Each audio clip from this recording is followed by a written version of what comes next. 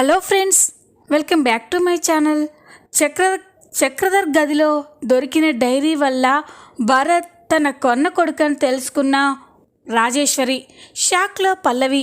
అసలు ఇదంతా ఎలా జరగబోతుంది తెలుసుకోవాలి అంటే ఈ వీడియోని చివరి వరకు చూడండి. ఇక వీడియోలోకి వెళ్ళినట్లయితే భరత్ ఇంటికి రావడానికి ససేమీరా ఒప్పుకోకపోవడంతో అవని, మీనాక్షి, ప్రణతిలు చాలా బాధపడుతూ ఉంటారు. ఇక అవని, రే భరత్, ఏం మాట్లాడుతున్నారో నువ్వు? అమ్మ ఏదో కోపంలో ఒక దెబ్బ కొట్టిందని ఇంతలా అలగాల? పాపం ప్రణతి అమ్మ నీకోసం ఎంత బాధపడుతున్నారో చూడు అని అంటూ ఉంటే, అక్క నీకు వాళ్ళు పడుతున్న బాధే అర్థమవుతుంది, కానీ నేను పడుతున్న బాధ మీకెవ్వరికి కనిపించట్లేదక్క అని భరత్ అంటూ ఉంటే, ఇక మీనాక్షి, రే భరత్, నా మాట వినరా, ఇంటికి వెళ్దాం పదరా, నువ్వు ఎప్పుడు తిన్నావో ఏంటో అని అంటూ ఉంటే, లేదమ్మా, నేను ఇంకొకసారి ఆ చక్రధర్ మన ఇంటికి రాడని, మళ్ళీ జీవితంలో మనం కానీ నువ్వు కానీ అతన్ని కలవనని చెప్తేనే నేను మన ఇంటికి వస్తాను, లేకపోతే నాకు అమ్మ కూడా అక్కర్లేదు అని అనగానే ఇక మీనాక్షి, అవని, ప్రణతిలు ఒక్కసారిగా షాక్ అయిపోతారు. భరత్ అన్న మాటకి మీనాక్షి కుమిలిపోయి ఏడుస్తూ ఉంటే అవనికి మాత్రం చాలా కోపం వస్తుంది. ఏంట్రా, ఏమన్నావు? నీ కోపం, నీ బాధ నాకు అర్థమవుతుంది, కానీ చివర్లో ఏమన్నావురా? నాన్న కోసం అమ్మని కూడా కాదనుకుంటున్నావు కదూ? అవునరా, అమ్మని కాదనుకోవాలి. చిన్నప్పటి నుండి నిన్ను పెంచింది కదా, కళ్ళల్లో పెట్టుకొని చూసుకుంది కదా, తను తిన్నా తినకపోయినా నీ కడుపు నింపి నువ్వు బాగుంటే చాలని నిన్ను పెంచిందిరా. అలాంటి అమ్మన నువ్వు వద్దనుకుంటున్నావు. అమ్మకి చదువు లేదు, ఎలా పోషించాలో తెలీదు, నిన్ను ఎలా బ్రతికించుకోవాలో తెలీదు. అలాంటి అమ్మ ఎన్నో కష్టాలు పడి తన ప్రాణాలని పణంగా పెట్టి తన కడుపుని కట్టుకొని నిన్ను పెంచి పెద్ద చేసిందిరా. అలాంటి అమ్మని వద్దనుకుంటున్నావా? సరేరా భరత్, నీ నిర్ణయం నువ్వు చెప్పావు కదా. అమ్మని వద్దనుకుంటున్నా నీ దగ్గర అమ్మ ఉండడానికి వీల్లేదు. అందుకే అమ్మని నాతో పాటే తీసుకెళ్తాను. ఈరోజు నుండి అమ్మ నా దగ్గరే ఉంటుంది అని అవని చెప్పగానే భరత్, ప్రణతి, మీనాక్షి ఒక్కసారిగా షాక్ అయిపోతారు. ఇక అవని, పదమ్మ వెళ్దాము అని మీనాక్షి చెయ్యి పట్టుకొని తీసుకెళ్తూ ఉంటే ఒక్కసారిగా భరత్ మీనాక్షి చెయ్యి పట్టుకొని అమ్మ అని అంటాడు. ఇక అవని, మీనాక్షి ఆగిపోయి చూస్తూ ఉంటే ఇక అవని, ఏంట్రా, అమ్మ అక్కర్లేదని చెప్పావు కదా, మళ్ళీ ఎందుకు అమ్మని ఆపుతున్నావు? అమ్మ నీ దగ్గర కంటే నా దగ్గర ఉంటేనే సంతోషంగా ఉంటుంది. నువ్వు అమ్మని కాదనుకున్న వాడివి అమ్మని సంతోషంగా ఎలా చూసుకోగలవు? ఏం అవసరం లేదు, అమ్మ నా దగ్గరే ఉంటుంది, నువ్వు పదమ్మా అని అంటూ ఉంటే భరత్, అక్క వద్దక్క, అమ్మ లేకుండా నేను బ్రతకలేను అని అనగానే ఇక మీనాక్షి, అవని, ప్రణతిలు ఒక్కసారిగా ఎమోషనల్ అయిపోతారు. అక్క ఏదో ఆ చక్రధర్ మీదున్న కోపంలో అమ్మపై కోపంగా మాట్లాడాను, కానీ నిజంగా అమ్మ లేకుండే నేను ఒక్క క్షణం కూడా ఉండలేనక్క.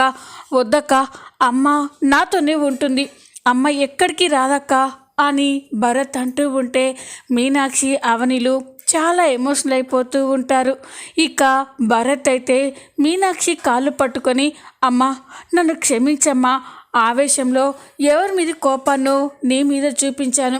నా కోసం, నన్ను పెంచడం కోసం నువ్వు ఎంత కష్టపడ్డావో నా కళ్ళారా చూసి కూడా నిన్ను బాధ పెట్టనమ్మా, నన్ను క్షమించమ్మా అని భరత్ కన్నీళ్ళు పెట్టుకొని ప్రతిమలాడుతూ ఉంటే ఇక మీనాక్షి, అవనిలు చాలా ఎమోషనల్ అయిపోతూ ఉంటారు. ఇక మీనాక్షి, రే భరత్, ఏంట్రా ఇది, బాధపడకు నాన్న అని ఇక మీనాక్షి భరత్ని ఓదార్చుతూ ఉంటుంది. ఇక భరత్ కూడా, అక్క అమ్మ ఎక్కడికి రాదక్క, అమ్మ నాతోనే ఉంటుంది, ప్లీజ్ అక్క అని అంటూ ఉంటే, రే నేను అమ్మని ఎక్కడికి తీసుకెళ్తానురా? నాకు తెలీదా అమ్మ లేకపోతే నువ్వు ఒక్క క్షణం కూడా ఉండవని? నీలో ఉన్న అమ్మ మీద ఈ అభిమానాన్ని, ప్రేమని బయటికి తీయడం కోసమే నేను అలా మాట్లాడాను, కానీ నిజంగా అమ్మని నాతో తీసుకెళ్ళడానికి కాదురా అని అనగానే భరత్ సంతోషపడుతూ ఉంటాడు. సరే సరే, ఇప్పటికే చాలా లేట్ అయింది, పదండి ఇంటికి వెళ్దాం అని అందరూ కూడా సంతోషంగా ఇంటికి వెళ్తారు. ఇంతలోనే ఉదయం అవుతుంది. ఉదయం కాగానే ఇక పల్లవి ఇంట్లో పనులన్నీ చేసి వంట చేయాలని చూస్తూ ఉంటే సరుకులు కనిపించవు. దాంతో ఇదేంటి, ఇంట్లో సరుకులు ఏమీ లేవు, ఇప్పుడు వంట ఎలా చేయాలి అని అనుకుంటూ హాల్లో ఉన్న పార్వతి దగ్గరికి వెళ్తుంది. అత్తయ్య అని అనగానే ఏంటి అని పార్వతి కోపంగా అంటుంది. అత్తయ్య, ఇంట్లో వంట చేయాలి అంటే సరుకులు ఏమీ లేవు, కూరగాయలు కూడా ఏమీ లేవు, వంట ఎలా చేయాలి అత్తయ్య అని అంటూ ఉంటే ఇక పార్వతి ఎలా ఏముంది, సరుకులు అయిపోతే బజార్కి వెళ్ళి సరుకులు తెచ్చి వంట చేయాలి అని అనగానే పల్లవి ఒక్కసారిగా షాక్ అయిపోతుంది. ఏంటత్తయ్య అంటే ఇప్పుడు నేను మార్కెట్కి వెళ్ళి అవన్నీ కొనుక్కురావాలా అని అంటూ ఉంటే అవును, ఏ అనుమానమా, ఇంతకుముందు అవని ఇంట్లో పనులన్నీ చూసుకునేటప్పుడు తనే కదా బజార్కి వెళ్ళి సరుకులు కొని తీసుకొచ్చి మరీ వండి పెట్టేది, ఇప్పుడు నువ్వు చేస్తే తప్పేంటి అని అనగానే పల్లవి అయితే చాలా షాక్ అయిపోయి చూస్తూ ఉంటుంది. అది కాదత్తయ్య అని అంటూ ఉంటే చూడు, ఇప్పుడు నీకు సరుకులు తెచ్చడానికి ఇంట్లో ఎవరూ లేరు, నువ్వే వెళ్ళి కావాల్సినవి తీసుకొచ్చి త్వరగా వంట చెయ్యి, అందరూ మధ్యాహ్నానికి లంచ్కి వచ్చే టైం అవుతుంది అని అనగానే ఇక పల్లవి అయితే చేసేదేం లేక ఆ ఎండలోనే మార్కెట్కి వెళ్ళి సరుకులు తేవడానికి బయలుదేరుతుంది. ఇక ఆ ఎండలో సరుకులు తీసుకొని రోడ్డుపై నడుచుకుంటూ వస్తూ ఉంటుంది. ఎండ బాగా ఉండడంతో పల్లవి అయితే అబ్బా, ఈ ఎండ ఇలా ఉందేంటి, ఇప్పుడు నేను ఇంటికి ఎలా వెళ్ళాలి అని తన చున్నీతో వస్తున్న చెమటలని తూడ్చుకుంటూ నడుచుకుంటూ వస్తూ ఉంటుంది. ఎండ బాగా ఉండడంతో పల్లవి ఒక్కసారిగా కళ్ళు తిరిగి రోడ్డుపైనే పడిపోతుంది. అది చూసిన అక్కడి జనాలంతా అక్కడికి గుంపులు కూడి చూస్తూ ఒక్కరితో ఒకరు మాట్లాడుకుంటూ ఉంటారు. అయ్యో, ఏంటి ఈ అమ్మాయి ఇలా పడిపోయింది అని అనుకుంటూ ఉంటే ఇంతలోనే మీనాక్షి కూడా సరుకులు తీసుకొని అటుగా వస్తూ ఉంటుంది. అక్కడ గుంపులుగా ఉండడం చూసి మీనాక్షి ఏం జరిగిందా అని అక్కడికి వెళ్ళి చూస్తూ ఉంటుంది.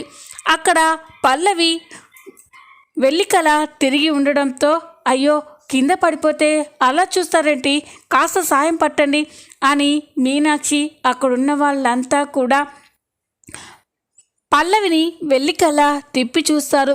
ఇక అక్కడ పల్లవి స్పృహ కోల్పోయి ఉండడంతో మీనాక్షి ఒక్కసారిగా షాక్ అయిపోతుంది.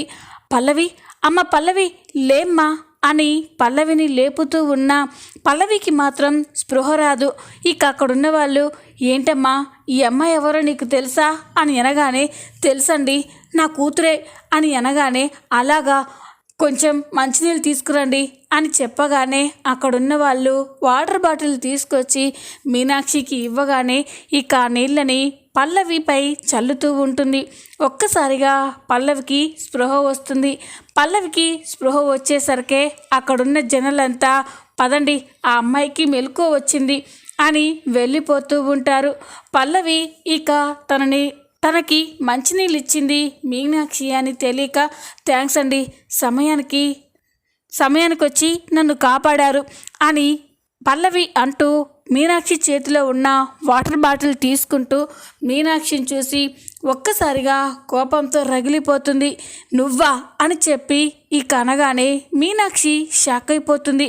పల్లవి, తర్వాత కోపడదు అమ్మా, ముందు మంచినీళ్ళు తాగు, నువ్వు బాగా నీరసంగా ఉన్నావు అని అనగానే నువ్విచ్చే మంచినీళ్ళు తాగడానిక నేను ఇలా ఉంది, నాకు అక్కర్లేదు అని పల్లవి ఆ వాటర్ బాటిల్ని పక్కకి విసిరి కొడుతుంది. ఇక మీనాక్షి, అమ్మ పల్లవి, నా మీద కోపంతో నీ ఆరోగ్యం గురించి ఆలోచించడం లేదు, నువ్వింటికి ఎలా వెళ్తావమ్మా, నా మాట విని కొన్ని నీళ్లు తాగమ్మా అని అనగానే అక్కర్లేదు, నువ్వేమీ నాకు సలహాలు అక్కర్లేదు, ఇంకా ఏం చేయాలని వచ్చావు, నన్ను చంపాలని వచ్చావా, ఇంకా చావలేదంటని సంతోషపడుతున్నావా? అందరూ చూసినట్లుగా మంచిదానిలా నటించి నన్ను చంపాలని చూస్తున్నావా? అప్పుడు మీ అందరికీ ఏ అడ్డు ఉండదు కదా అని అనగానే మీనాక్షి అయితే షాక్ అయిపోయి బాధపడుతూ ఉంటుంది. అమ్మ పల్లవి, అలా అనకమ్మా, నాకు అవని ఎంతో నువ్వు కూడా అంతే అని అనగానే ఇక చాలా ఆపు. నన్ను అవని ఒకే పోలికతో పోల్చొద్దు. అవని ఎక్కడా, నేనెక్కడా? అవని నీకు పుట్టింది, నేను ద గ్రేట్ రాజేశ్వరికి పుట్టిన బిడ్డని. నాకు అవనికి పోలికేంటి అని పల్లవి నోటికొచ్చినట్టు మాట్లాడుతూ ఉంటే అప్పుడే అక్కడికి అవని వస్తుంది. ఇదేంటి పల్లవి అమ్మతో ఏం మాట్లాడుతుంది అని అక్కడే స్కూటీని స్టాప్ చేసి వాళ్ళ దగ్గరికి వస్తూ ఉంటుంది. అప్పుడే పల్లవి, చూడు, మళ్ళీ నా కంట పడొద్దని చెప్పాను కదా. నా లైఫ్లో కానీ మా డాడీ లైఫ్లో కానీ మీరెవ్వరూ రావడానికి వీల్లేదు. మా డాడీని మీ వైపుకు తిప్పుకోవడానికి ఎన్నో నాటకాలు ఆడుతున్నారు, ఇది కూడా అందులో భాగమే కదా అని అంటూ ఉంటే ఇక అవనికి చాలా కోపం వస్తూ ఉంటుంది. ఇక మీనాక్షి అయితే చాలా బాధపడుతూ కన్నీళ్లు పెట్టుకొని ఏడుస్తూ ఉంటుంది. నువ్వు నీ కూతురు కలిసి నా జీవితాన్ని, మా మామ్ జీవితాన్ని, మా డాడ్ జీవితాన్ని అల్లకల్లోలం చేశారు. ఇంకా ఏం చేయాలనుకుంటున్నారు? ఇంకా ఎంతమంది కాపురాలని కూల్చాలనుకుంటున్నావు అని పల్లవి అంటూ ఉంటే అవనికి చాలా కోపం వస్తుంది. పల్లవి, ఎవరి గురించి ఏం మాట్లాడుతున్నావో అర్థమవుతుందా? ఆవిడెవరో తెలుసా? నీ కన్న తల్లి అని అనగానే ఇక పల్లవి మీనాక్షి ఒక్కసారిగా షాక్ అయిపోతారు. తొందరపడి నోరు జారినందుకు అవని కూడా షాక్ అయిపోయి చూస్తూ ఉంటుంది. ఇక పల్లవి, ఏంటి ఏమన్నావు? తను నా కన్నతల్ల అని అంటూ ఉంటే ఇక అవని, పల్లవి, కంటేనే కన్నతల్లి కాదు, నీకు కన్నతల్లి వయసున్నసొంటిది, తను నీకు కన్నతల్లే కదా, తల్లి గురించి అలాగ మాట్లాడతారా అని అంటూ ఉంటే చాలా ఆపు, చెప్పిన నీతులు ఇంకా చాలు. తను నాకు తల్లేంటి? నువ్వు నేను ఒకే తండ్రి కడుపులో పుట్టామన్న విషయాన్నే నేను జీర్ణించుకోలేకపోతున్నాను. అలాంటిది నువ్వు నేను ఒకే తల్లి కడుపులో పుట్టావని ఎలా అనుకుంటాం? నిన్ను అక్క అని, తనని తల్లి అని ఎలా అనుకుంటున్నావు? అది ఈ జన్మలో జరగదు. నిజంగా తను నా కన్న తల్లి అయితే నేను ఇక్కడే చచ్చిపోతాను అని అనగానే ఇక అవని మీనాక్షి ఒక్కసారిగా షాక్ అయిపోతారు. పల్లవి అంతలా ఆలోచించడం చూసి అవని అయితే స్టన్ అయిపోయి ఆలోచిస్తూ ఉంటుంది. ఇదేంటి పల్లవి ఇలా మాట్లాడుతుంది?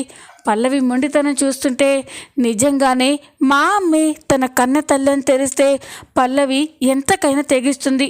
లేదు, ఇప్పట్లో ఈ నిజం పల్లవికి తెలియడానికి వీల్లేదు అని ఇక అవని ఆలోచిస్తూ ఉంటుంది.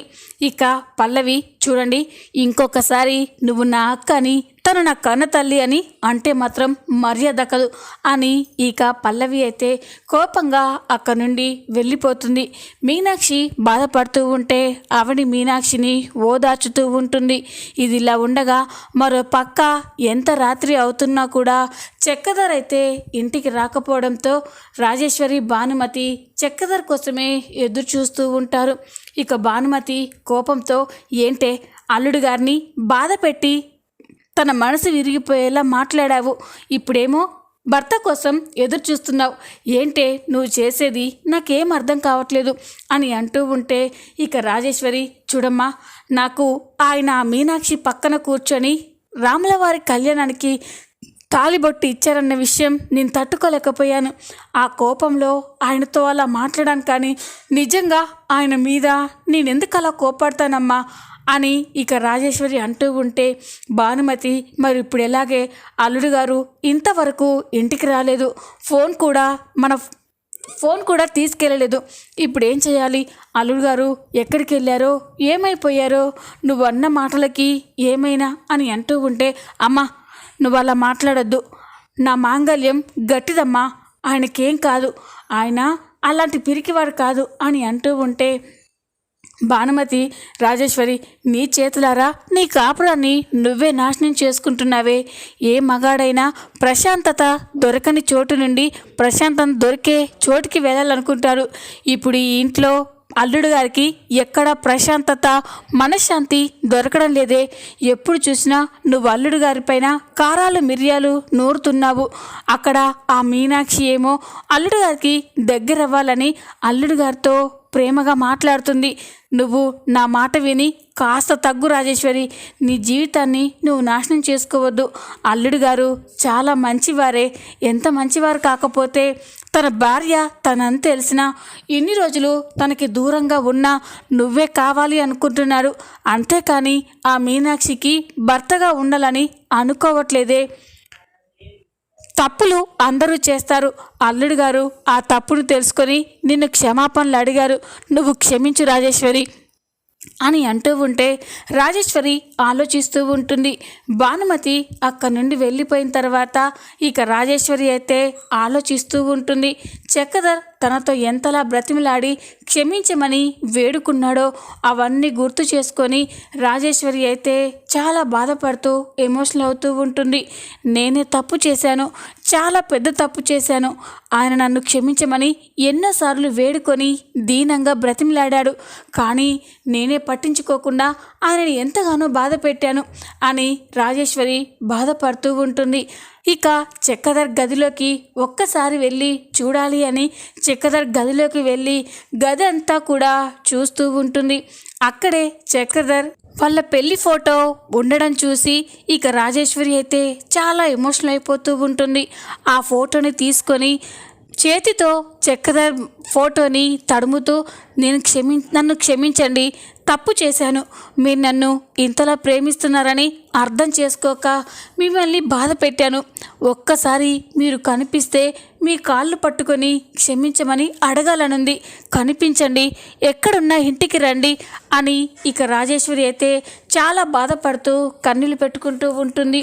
అలా అనుకుంటూ ఉండగా ఇంతలోనే అక్కడే చక్రధర్ డైరీ కనిపిస్తుంది. ఆ డైరీని చూసి ఇక రాజేశ్వరి ఆ డైరీని ఓపెన్ చేసి చదువుతూ ఉంటుంది. అలా చదువుతూ ఉండగా ఇంతలోనే పల్లవి భరత్లని మార్చిన విషయం అందులో చూసి రాజేశ్వరి ఒక్కసారిగా షాక్ అయిపోతుంది. అందులో చక్రధర్ ఇలా రాసుకుని ఉంటాడు. నేను ఈరోజు చాలా పెద్ద తప్పు చేశాను, ఒక విధంగా పాపం చేశాను. రాజేశ్వరికి పుట్టిన కొడుకుని తీసుకెళ్ళి మీనాక్షికి దగ్గర చేశాను. ఎందుకంటే ఆ బాబు ఎక్కువ రోజులు బ్రతకడని డాక్టర్లు చెప్పారు. తనకు పుట్టిన బాబు చనిపోతాడని తెలిస్తే నా రాజేశ్వరి బ్రతకదు. మీనాక్షి ఎలాగైనా మొండిది, ఏ విషయాన్నైనా తట్టుకుంటుంది. కానీ రాజేశ్వరి అలా కాదు. ఎలాగైనా నా భార్యని కాపాడుకోవాలి. అందుకే నేను ఈ పాపం చేయక తప్పలేదు. నన్ను ఆ దేవుడు క్షమిస్తాడో లేదో తెలీదు. కానీ ఒక భర్తగా నా భార్యని కాపాడుకోవడం కోసం నేను చేసింది తప్పని నాకు అనిపించడం లేదు. ఇప్పుడు పల్లవి రాజేశ్వరి కూతురుగా ఇక్కడ పెరుగుతుంది. అక్కడ మీనాక్షి దగ్గర భరత్ పెరుగుతున్నాడు. కానీ నిజానికి పల్లవి మీనాక్షి కూతురు, రాజేశ్వరి కన్న కొడుకు భరత్ అని ఉండడం చూసి ఇక రాజేశ్వరి అయితే ఒక్కసారిగా స్టన్ అయిపోతుంది. ఆ విషయం చదివి రాజేశ్వరికి పిడుగుపడినంత పని అయిపోయి అక్కడే ఆ డైరీని వదిలేసి ఆలోచిస్తూ ఉంటుంది. ఏంటి అంటే మీనాక్షి దగ్గర పెరిగిన భరత్ నా కన్న కొడుక, పల్లవి ఆ మీనాక్షి కన్న కూతురా? నమ్మలేకపోతున్నాను. అలా అని ఎలా అబద్ధమని కొట్టేయాలి? ఆయన డైరీలో అంత స్పష్టంగా రాసుకున్నాడు. ఆ రోజు బిడ్డ చనిపోతాడని తెలిస్తే నేను తట్టుకోలేనని, నేను బ్రతకలేనని చనిపోయే బిడ్డని తీసుకెళ్ళి మీనాక్షికి దగ్గర చేశారు. పల్లవిని తీసుకొచ్చి నా బిడ్డగా నా దగ్గరికి చేశారు. అంటే దీన్ని బట్టి అర్థమవుతుంది ఆయన మనసులో నా స్థానం ఏంటో అని. మీనాక్షి బాధపడినా పర్వాలేదు, నేను మాత్రం బాధపడకూడదని ఆయన ఆలోచించారని అర్థమైంది. అంత మంచి భర్తని నేను అపార్థం చేసుకొని బాధ పెట్టాను. అంతేకాదు నా కొడుకు భరత్ని కూడా నేను అసహించుకొని ఎంతగానో బాధ పెట్టాను. లేదు, జరిగిందేదో జరిగిపోయింది. అల్లారు ముద్దుగా పెంచుకున్న పల్లవిని ఎలాగో నేను వదులుకోలేను. అలా అని భరత్ను రక్తం పంచుకొని పుట్టిన బిడ్డ అని తెలిసాక భరత్ని దూరం పెట్టలేను అని ఇక రాజేశ్వరి అనుకొని వెంటనే భరత్ దగ్గరికి బయలుదేరుతూ ఉంటుంది. చూద్దాం రాబోయే ఎపిసోడ్లో ఏం జరగబోతుందో. ఈ వీడియో కనుక మీకు నచ్చినట్లయితే లైక్ చేయండి, సబ్స్క్రైబ్ చేసుకోండి. Thanks for watching.